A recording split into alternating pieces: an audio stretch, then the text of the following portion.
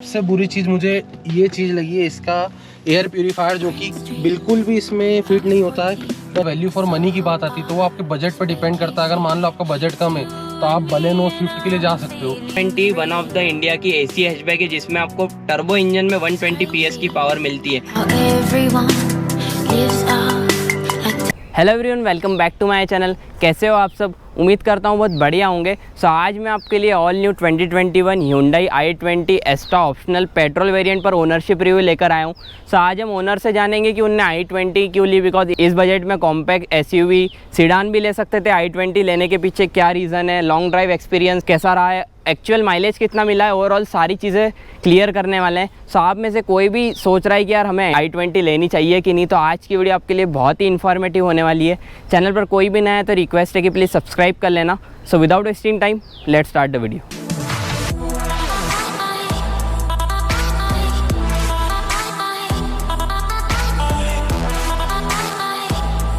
हमारे साथ अपना भाई हर्ष ज्वाइन हो गया है जो कि इस गाड़ी को ओन करता है।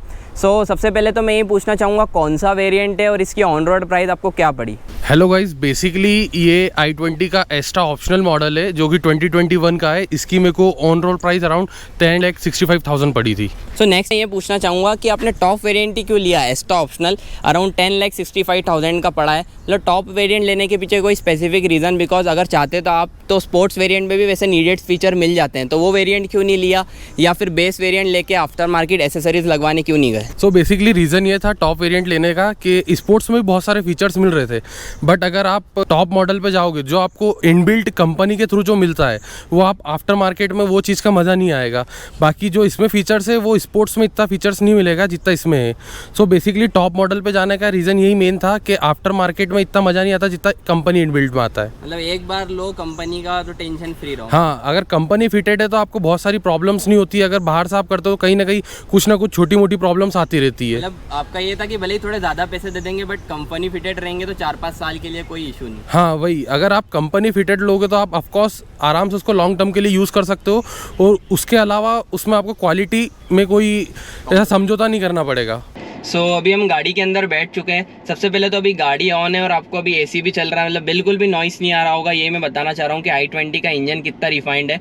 अब अगली चीज़ तो मैं ये पूछना चाहूँगा कि अराउंड 10,65,000 की गाड़ी ली। अब इस बजट में तो और बहुत सी हैचबैक आ जाती है, एल्ट्रॉस आ जाती है जो कि सेफेस्ट हैचबैक है इंडिया की, या फिर बलिनो का तो मैं बोलूँगा नहीं बिकॉज वो कंपेयर नहीं करी जा सकती, बहुत ही ये प्रीमियम हैचबैक है। बट अगर आप देखते हैं इस बजट में तो सब कॉम्पैक्ट SUV ले सकते थे लाइक ब्रीजा या फिर सोनेट, या फिर आप सियास पे भी जा सकते थे जो कि मारुति की सीडान है। तो i20 लेने के पीछे कोई स्पेसिफिक रीज़न? जैसे कि स्टार्टिंग में मैंने गाड़ियाँ तो बहुत सारी देखी थी, बट इच्छा हुई थी एक बार सीडान पे जाने में सियास की। बट सियास में यही था कि वो गाड़ी थोड़ी सी ज़्यादा लंबी है जिस वजह से पार्किंग में कहीं ना कहीं इशू आता। और दूसरा फिर अल्ट्रोज और ये भी देखी थी हैचबैक में, बट i20 पे जाने का रीज़न कुछ अलग इसलिए था कि इसमें जो इंटीरियर था, इसके जो फीचर्स थे वो अल्ट्रोज के कंपेयर में बहुत अच्छे थे। और लॉन्ग टर्म पर अगर आप जाना चाहते हो तो आपको कहीं ना कहीं Hyundai जैसी कंपनी के साथ जाने में कोई प्रॉब्लम नहीं आएगी। बाकी टाटा का हमेशा का एक प्रॉब्लम रहा है इंजन का। दूसरा उसके बाद लॉन्ग टर्म के लिए वो गाड़ी इतनी प्रॉपर नहीं है कि आप उसको बाद में आफ्टर 5 to 10 ईयर्स भी उसको अगर सेल करो तो उसकी रीसेलिंग इतनी प्रॉपर नहीं है। बाकी जितनी इसकी i20 की रीसेलिंग मिल जाएगी इतनी मार्केट में कोई सी दूसरी गाड़ी नहीं जो रीसेल कर पाएगी इतनी। मतलब सही चीज़ है, कंपनी मतलब सिर्फ आप एक सेफ्टी के ऊपर ही डिपेंडेंट नहीं रह सकते, आपको बाकी सारे फीचर्स भी चाहिए। दूसरी चीज़ ये है कि Hyundai का कहीं ना कहीं कप्पा इंजन पहले से ही बहुत रिफाइंड और बड़ा नाम रहा है। तो अगर किसी को मारुति नहीं लेनी है तो अगला ऑप्शन वो Hyundai जाता है। और कहीं ना कहीं इसने भी मुझे पर्सनली बताया था कि इसे वरना पहले से ही पसंद है, बट इसको वरना जैसा मज़ा एक हैचबैक में चाहिए था इसलिए i20 ले ली। वरना नहीं लेने का रीज़न ये था कि उसका जो ग्राउंड क्लियरेंस है वो बहुत ज़्यादा कम है, और बेसिकली मेरी गाड़ी जो अधिकतर गाँव आना जाना भी चलता रहता है जिस वजह से कहीं ना कहीं उस चीज़ में प्रॉब्लम हो जाती। बाकी इस गाड़ी का जो ग्राउंड क्लियरेंस आप ऑफ रोडिंग करो कहीं पे भी करो कोई प्रॉब्लम नहीं आती, कोई इशू नहीं आने। हाँ, एज सच कोई ऐसा इशू नहीं आता कि नीचे से कहीं से टच हो जाएगी या कुछ हो जाएगा। प्रॉपर बैलेंसिंग है। बाकी ऑफ रोडिंग के हिसाब से भी गाड़ी बहुत सही है। बढ़ते हैं नेक्स्ट क्वेश्चन की ओर। तो इसका पर्सनल एक्सपीरियंस कैसा रहा है ओवरऑल i20 का? बिकॉज लिए हुए ज़्यादा टाइम भी नहीं हुआ, अराउंड 1 वीक ही हुआ है। और कितनी क्या फ्री सर्विसेज मिलती है? बिकॉज इसमें बहुत से ऑप्शन भी रहते हैं सर्विस के, तो आपने कौन सा लिया और कितनी क्या फ्री सर्विसेज है? इसमें बेसिकली 3 टाइप के ऑप्शंस रहते हैं, 1 लाख किलोमीटर, 40,000 किलोमीटर और 50,000 किलोमीटर। तो मैंने इसमें 4 ईयर्स का 40,000 किलोमीटर्स वाला लिया है क्योंकि बेसिकली ये गाड़ी लोकली ज़्यादा चलेगी बजाय किसी लॉन्ग टूर पे जाने के। तो अगर चल भी जाती तो उसमें कोई इशू नहीं है, तो 4 साल के लिए आपको इसमें वारंटी सर्विसिंग मिल जाएगी या 40,000 किलोमीटर तक मिल जाएगी। तो कहीं ना कहीं इसमें ऐसा कोई नुकसान वाला तो सौदा है नहीं। हाँ, मतलब कहीं ना कहीं कम रनिंग है तो फिर 40,000 बहुत है, उससे ज़्यादा होना नहीं है। वैसे भी तू अकेला ही चलाएगा। हाँ, और कहीं ना कहीं अगर आप इस गाड़ी की बात करते हो तो i20 ने सारे फीचर्स को कवर करा है। हाँ, कुछ चीज़ें ऐसी हो सकती है, बट अधिकतर दूसरी कार से कंपेयर करो तो ये जो प्रीमियम लग्जरी फीचर्स अवेलेबल कर रही, शायद ही दूसरी कोई कार इतना अवेलेबल कर पा रही है। अगर जैसे कि बात करें सनरूफ की, तो आपको और कौन सी भी हैचबैक में नहीं मिलता। अगर आप एल्ट्रॉज ले लो, बलिनो ले लो, ग्लेंजा ले लो, जैज ले लो, काई में भी नहीं आता। तो ये भी ऐसे मतलब बहुत से Hyundai में फर्स्ट इन क्लास फीचर है, और ऐसी कौन सी गाड़ी को car of the year award नहीं मिल जाता। तो बढ़ते हैं अब नेक्स्ट क्वेश्चन की ओर। तो अब इस टाइम ड्यूरेशन में कुछ पार्ट चेंज हुए हैं क्या? हालांकि ये क्वेश्चन नहीं पूछना चाहिए बिकॉज इतने कम दिन हुए हैं, बट फिर भी कौन से पार्ट चेंज हुए हैं क्या, और आफ्टर मार्केट एसेसरीज क्या कुछ लगवाई है अभी मतलब गाड़ी में? पार्ट्स तो ऐसा कुछ भी चेंज नहीं हुआ है, बस आफ्टर मार्केट में मैंने जो भी शोरूम से ही लगवाया था, अलग स्पेशली नहीं, जो कि व्हील कवर है एक वो लगवाया था, और उसके अलावा मेटिंग लगवाई थी। बाकी अगर मैंने 10.5 लाख रुपए इस गाड़ी के लिए पे करा है तो आफ्टर मार्केट लगवा के कोई सेंस नहीं निकलता है। सारे फीचर तो मिल ही रहते हैं। और सीट कवर्स लगवाने का प्लान सीट कवर्स लगवाने का प्लान करा था, बट उसमें कंपनी की तरफ से एक चीज़ ये बोली गई थी कि इसके अंदर भी एयर बैग है सीट में, तो अगर उसको लगाओगे तो आप उसको कहीं ना कहीं सेफ्टी मेजर्स को क्रॉस कर जाओगे, जिस वजह से आप उसको यूज़ नहीं कर पाओगे। सही है। वैसे भी यार सीट कवर मतलब ऐसा है कि आपको कंपनी इतनी अच्छी लाइफ प्रोवाइड करती है, लोग सीट कवर्स लगवा लेते हैं, बट ऐसा कभी मतलब नीड नहीं रहती। आपको सर्विस बहुत अच्छी देने वाली है। और अगर आप कांच वाच खोल के, कोई चलाता है ही नहीं इतनी महंगी गाड़ी, बट अगर आप कांच वाच खोल के चलाते हो, धूल लगती है, तो ही गाड़ी सीट कवर खराब होने का इशू आता है। बाकी एसएच इंटीरियर में कोई भी दिक्कत नहीं आती है। सब नेक्स्ट बात करते हैं एक्चुअल माइलेज की, बिकॉज ये पेट्रोल वेरिएंट है। कंपनी अराउंड 20 का माइलेज क्लेम करती है कंपनी। तूने अराउंड 640 किलोमीटर चला दिया, तो एक्चुअल माइलेज कितना मिला है अभी? बेसिकली स्टार्टिंग में तो थोड़ा सा वो जब शो कर रही थी तो मेरे को भी लग रहा था कि बहुत कम दे रही है, 12-13, बट इसमें डेली का एक ऐसा ऑप्शन है कि अगर आप गाड़ी चलाते हो, जीरो से आपका स्टार्टअप होता है एवरेज निकलना। सो मैंने 640 अराउंड जब चलाई है, तो अगर मैं इसके अकॉर्डिंग चलूँ तो ये तो मेरे को 12-15 का एवरेज बता रही है। बट अगर मैं टैंक टू टैंक जितना फ्यूल मैंने फिल कराया उसके अकॉर्डिंग अगर मेरे को अराउंड 17 to 17.50 का एवरेज मिला है, विथ एसी बता रहा हूँ मैं ये। और अभी तो फर्स्ट सर्विस भी नहीं हुई है, जैसे ही फर्स्ट सर्विस होगी इसका माइलेज बढ़ेगा। और मैं ये बोलूँगा अगर आप नई गाड़ी कौन सी भी ले रहे हो तो आप इंस्ट्रूमेंटल क्लस्टर पे मतलब डिपेंडेंट मत रहो। वहाँ तो 8 भी दिखाता है एवरेज, बट ऐसा नहीं है, अब कहीं ना कहीं उससे 3-4 किलोमीटर ज़्यादा ही देती है गाड़ी माइलेज। और मतलब अभी अराउंड अच्छा ही दे रही है, एसी के साथ 17.5 का सर्विस। मतलब ऐसा है कि 18-19 तो आपको आराम से निकालेगी, हाईवेज पे तो और भी ज़्यादा निकाल सकती है, बट सिटी रनिंग में मेरे अकॉर्डिंग 17 का एवरेज मोर देन इनफ। अगली चीज़ मैं पूछना चाहूँगा, अराउंड 640 किलोमीटर चला ही ली है, तो अभी अराउंड 7 दिन में 640 चला ली, तो एक तो कौन सा बड़ा थोड़ा बहुत तो ड्राइविंग एक्सपीरियंस हो गया होगा लंबा। तो ओवरऑल ड्राइविंग एक्सपीरियंस कैसा रहा वो शेयर करना, और पैची रोड्स, थोड़े अनइवन रोड्स पर कैसा एक्सपीरियंस रहा है, हाईवे पर कैसा एक्सपीरियंस रहा है, वो पूरा गाड़ी का एक बार हमारे व्यूअर्स को शेयर करना। मैंने इसको गांव में भी चला लिया है और हाईवेज पे भी चला। हाईवेज में मैंने अराउंड 300 किलोमीटर्स की जर्नी करी थी, जिसमें ऐसा तो कोई इशू नहीं आया। बहुत प्यारी गाड़ी चली। हैंडलिंग जो इसकी सबसे बेस्ट लगी मुझे, बिकॉज ऑन फिंगर टिप्स ये प्रॉपरली चल रही थी। ऐसा नहीं कि आपको थोड़ा सा हैंडल पे थोड़ा देखना पड़ेगा, ये करना पड़ेगा, बहुत आराम से चल रही है। और दूसरा, पेची रोड्स की अगर बात करते हैं तो वहाँ पे भी बहुत प्यारी हैंडलिंग रही गाड़ी में, कंफर्टनेस भी बहुत रही। ऐसा कुछ भी नहीं लग रहा कि यार स्पीड ब्रेकर आ रहा है या गड्ढा है या कुछ है, तो अंदर इतना कुछ महसूस नहीं हो रहा था।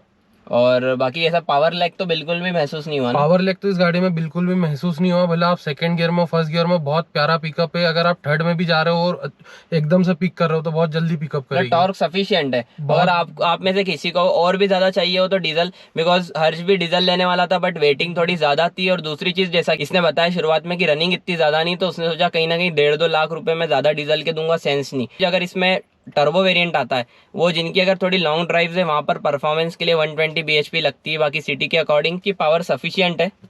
बाकी ओवरऑल मतलब ऐसी कोई भी दिक्कत नहीं है ब्रेकर वगैरह पे टकराने की? नहीं, ब्रेकर वगैरह पे भी मैंने अच्छे बड़े बड़े ब्रेकर पे भी गाड़ी को लेके गया हूँ, बट वहाँ पे भी ग्राउंड क्लियरेंस बहुत अच्छा निकला। इसका कहीं पे भी बिल्कुल भी टच नहीं हुई है। और कूलिंग गाड़ी की कूलिंग तो बहुत प्यारी है। सिंगल फैन पे चलाओ कोई इशू नहीं है, अगर फास्ट भी चलाओगे तो भी कोई इशू नहीं है। ऑटोमेटिक क्लाइमेट कंट्रोल भी सबसे बढ़िया चीज है इसकी।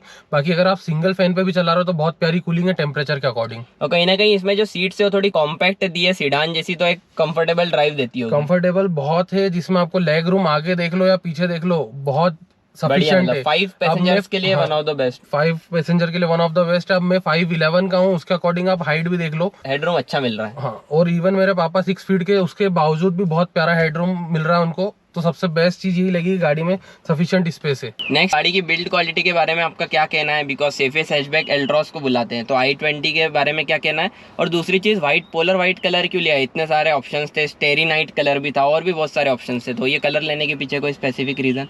स्पेसिफिक रीज़न कलर के लिए तो इसलिए था कि जो वाइट कलर में गाड़ी है थोड़ी सी लंबी ज़्यादा लगती है, और दूसरा ये कि इंडिया के टेम्परेचर के अकॉर्डिंग वाइट कलर सबसे बेस्ट रहता है। और दूसरा बात इसकी बिल्ड क्वालिटी की है तो इतनी बुरी भी नहीं है, बाकी मारुति से तो बहुत बेटर है, और 3 रेटिंग्स आना आउट ऑफ 5 कोई बुरी चीज़ नहीं है। ठीक है, ठीक है। अगर अल्ट्रोस को आप देख रहे हो तो उसमें बहुत सारे नेगेटिव्स भी है जो कि इसमें बहुत कम है, तो कहीं ना कहीं इतना कॉम्प्रोमाइज तो चलता है। सेफ्टी को ही आप दिमाग में रख के नहीं चल सकते, और मैं भी यही लोगों को, व्यूअर्स को सजेस्ट अगर आप सेफ्टी को भी ध्यान में रख रहे हो, उसके बावजूद भी इसमें 6 एयर बैग है, वो भी कोई कम चीज नहीं है। 6 एयर बैग बहुत अच्छे हैं। और मुझे बहुत से डीएम्स ये आते रहते हैं कि यार हमें कौन सा कलर लेना चाहिए, तो मैं एक ही चीज़ बोलूँगा, आपकी सिटी रनिंग है जहाँ पर गाड़ी पार भी करते हो, इन फ्यूचर अच्छी रीसेलिंग चाहिए तो white colour one of the best option रहने वाला है, बिकॉज बहुत ही प्रूवन रहता है।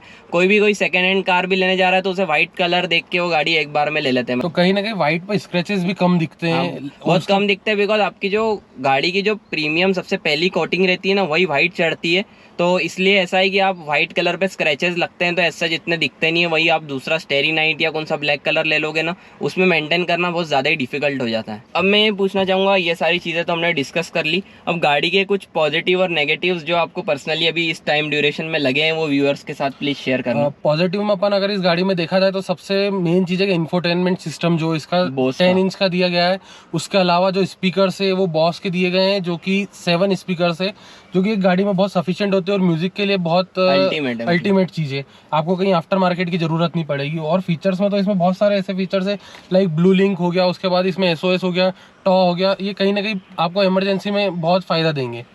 और दूसरा वायरलेस चार्जिंग, जो कि आपको एक हैचबैक गाड़ी में मिलना बहुत अच्छी चीज़ हो गई है। और इसके नेगेटिव्स की बात करूँ तो सबसे बुरी चीज़ मुझे ये चीज़ लगी है, इसका एयर प्यूरीफायर, जो कि बिल्कुल भी इसमें फिट नहीं होता है, बस ये ऐसे ही चलता रहता है। अभी आप देख सकते हो, अगर मैं इसको थोड़ा ऊपर लेके दिखाऊं तो आपको अगर यहाँ पर वायर विजिबल होगी, मतलब ये ऐसा है कि कहीं ना कहीं मतलब इसकी फिटिंग कम से कम प्रॉपर देना चाहिए। अभी अगर ये ऐसी आड़ी चीज़ दिखती ना, कोई गाड़ी में बैठेगा तो सबसे पहले इसी को छेड़खानी करेगा, तो कहीं ना कहीं आने वाले टाइम में खराब हो सकती है। अगर इसकी जगह i20 इसको डायरेक्ट इसके अंदर फिट करके देती तो वो ज़्यादा बेटर होता, तो कहीं ना कहीं ये बहुत सही चीज़ हो जाती। जैसे कि बहुत सी गाड़ियों में पीछे दिया है आर्मरेस्ट के, और अंदर भी देते हैं, बट ये बाहर देने का मुझे कोई रीज़न समझ नहीं आया। हाँ, इसमें कोई रीज़न नहीं है, एक तरीके से ऐसी वेस्ट ही है, कोई ऐसा कुछ खास नहीं लगा। और दूसरा इसमें नेगेटिव में एक चीज़ ये है कि इसके जो लोवेस्ट मॉडल है स्पोर्ट्स मॉडल में आपको वायरलेस एप्पल कारप्ले है, एंड्रॉइड कारप्ले है, लेकिन टॉप वेरिएंट में एक्स्ट्रा ऑप्शनल में आपको इसमें वायरलेस ना एप्पल कारप्ले मिलेगा ना एंड्रॉइड कारप्ले मिलेगा, इसके लिए आपको वायर वाला ही लगेगा। तो ये एक चीज़ मेरे को बहुत ख़राब लगी। अगर कोई इतना पे कर रहा है आपको, तो आपको वो फीचर्स तो देने चाहिए जो आपने नीचे वाले मॉडल्स में दिए, वो आपको टॉप वेरिएंट में देना चाहिए। मतलब मेरे को वही इसने बताया, मुझे भी पता नहीं था। मतलब आपको अगर अब ऐसे नेविगेशन, आपका इंफोटेनमेंट सिस्टम खोलोगे तो आपको एंड्रॉइड ऑटो और एप्पल कारप्ले का जो बटन है वो ब्लर ही दिखेगा, उसको मतलब कॉर्ड लगा के फ़ोन कनेक्ट करोगे तो ही मतलब ऑन होगा। तो ये एक इसकी मुझे कमी लगी। सो गाइस, हमने सारे क्वेश्चन डिस्कस कर लिए, ओवरऑल सारा इसने एक्सपीरियंस शेयर कर लिया है। कंक्लूजन पे आते तो मैं ये पूछना चाहूँगा, गाड़ी वैल्यू फॉर मनी है और खुद ने अभी गाड़ी ली अराउंड 8 से 10 दिन हो गए, सेटिस्फाइड हो, और व्यूअर्स को क्या कहना चाहोगे, i20 लेना चाहिए कि नहीं?